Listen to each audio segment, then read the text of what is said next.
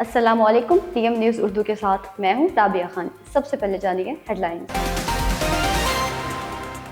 یروشلم کے قدیم شہر میں پام سنڈے کی مذہبی تقریب اس سال غیر معمولی خاموشی اور ویرانی کے عالم میں منعقد ہوئی، جہاں یونانی آرتھوڈاکس چرچ کے پادری نے روایت کے مطابق جلوس کی قیادت کی، تاہم سیکیورٹی خدشات اور موجودہ کشیدہ حالات کے باعث عام شرکاء کی تعداد نہ ہونے کے برابر رہی۔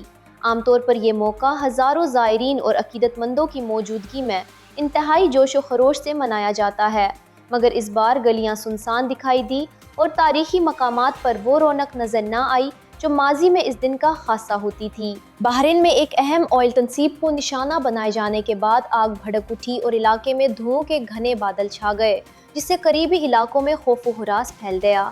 ابتدائی اطلاعات کے مطابق حملے کے بعد بیپکو آئل فیسلٹی کے مختلف حصوں میں شعلے بلند ہوتے دیکھے گئے، جبکہ ایمرجنسی ٹیمیں فوری طور پر موقع پر پہنچ گئیں اور آگ پر قابو پانے کی کوششیں شروع کر دیں۔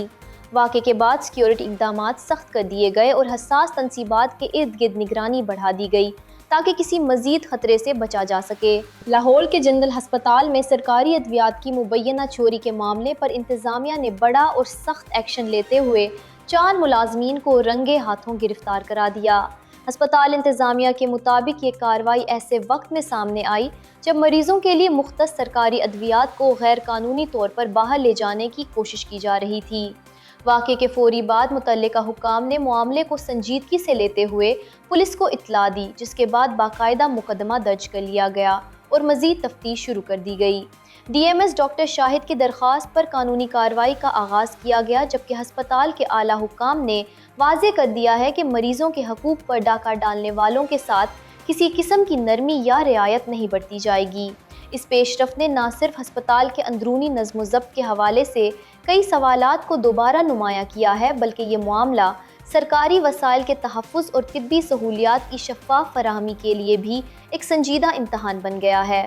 انتظامیہ کا موقف ہے کہ سرکاری ادویات عوام کی امانت ہیں اور ان میں کسی بھی سطح پر خرد برد ناقابل قبول ہے، کیونکہ اس کا براہ راست اثر ان مریضوں پر پڑتا ہے جو علاج کے لیے سرکاری ہسپتالوں پر انحصار کرتے ہیں۔ یروشلم کے قدیم شہر میں پام سنڈے کی مذہبی تقریب اس سال غیر معمولی خاموشی اور ویرانی کے عالم میں منعقد ہوئی، جہاں یونانی آرتھوڈاکس چرچ کے پادری نے روایت کے مطابق جلوس کی قیادت کی، تاہم سیکیورٹی خدشات اور موجودہ کشیدہ حالات کے باعث عام شرکاء کی تعداد نہ ہونے کے برابر رہی۔ عام طور پر یہ موقع ہزاروں زائرین اور عقیدت مندوں کی موجودگی میں انتہائی جوش و خروش سے منایا جاتا ہے، مگر اس بار گلیاں سنسان دکھائی دی اور تاریخی مقامات پر وہ رونق نظر نہ آئی جو ماضی میں اس دن کا خاصہ ہوتی تھی۔ تقریب کے دوران محدود تعداد میں مذہبی شخصیات اور چند افراد نے شرکت کی، جنہوں نے کھجور کی شاخیں اٹھا کر روایتی انداز میں دعا اور عبادت کا اہتمام کیا۔ پام سنڈے مسیحی برادری کے لیے ایک اہم دن ہے، جو حضرت عیسیٰ کے یروشلم میں داخلے کی یاد میں منایا جاتا ہے، اور اس موقع پر دنیا بھر سے زائرین یروشلم کا رخ کرتے ہیں۔ تاہم اس سال حالات کے باعث نہ صرف مقامی بلکہ بین الاقوامی سطح پر آنے والے افراد کی تعداد بھی نمایاں طور پر کم رہی۔ شہر کے اندر سخت سیکیورٹی انتظامات کیے گئے تھے اور کئی راستوں پر پابندیاں بھی عائد رہیں۔ بحرین میں ایک اہم آئل تنصیب کو نشانہ بنائے جانے کے بعد آگ بھڑک اٹھی اور علاقے میں دھوؤں کے گھنے بادل چھا گئے، جس سے قریبی علاقوں میں خوف و ہراس پھیل گیا۔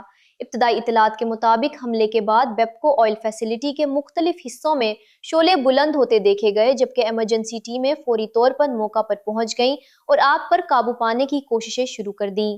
واقعے کے بعد سیکیورٹی اقدامات سخت کر دیے گئے اور حساس تنصیبات کے ارد گرد نگرانی بڑھا دی گئی تاکہ کسی مزید خطرے سے بچا جا سکے۔ مقامی افراد نے دھماکے کی آوازیں سننے اور اس کے بعد اچانک دھواں اٹھتے دیکھنے کی تصدیق کی، جس کے باعث کئی لوگ احتیاطاً گھروں سے باہر نکل آئے اور محفوظ مقامات کا رخ کیا۔ لاہور کے جنرل ہسپتال میں سرکاری ادویات کی مبینہ چوری کے معاملے پر انتظامیہ نے بڑا اور سخت ایکشن لیتے ہوئے 4 ملازمین کو رنگے ہاتھوں گرفتار کرا دیا۔ ہسپتال انتظامیہ کے مطابق یہ کارروائی ایسے وقت میں سامنے آئی جب مریضوں کے لیے مختص سرکاری ادویات کو غیر قانونی طور پر باہر لے جانے کی کوشش کی جا رہی تھی۔ واقعے کے فوری بعد متعلقہ حکام نے معاملے کو سنجیدگی سے لیتے ہوئے پولیس کو اطلاع دی، جس کے بعد باقاعدہ مقدمہ درج کر لیا گیا اور مزید تفتیش شروع کر دی گئی۔ نیوز اسٹوڈیو سے فی الوقت کے لیے اتنا ہی۔ مزید باخبر رہنے کے لیے دیکھتے رہیے ڈی ایم نیوز اردو۔